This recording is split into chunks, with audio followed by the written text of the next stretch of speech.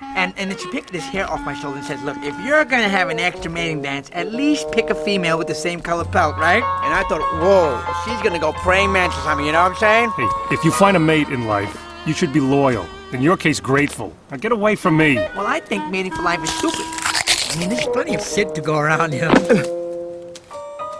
Manny? Manny?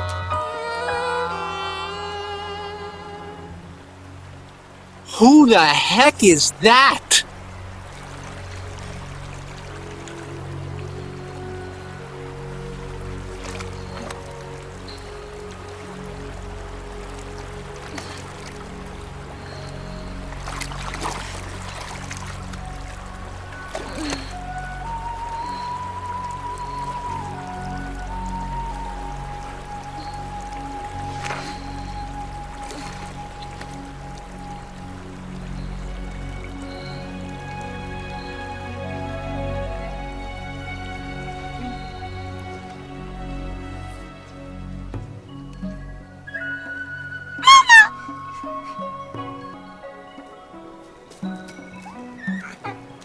Look at that.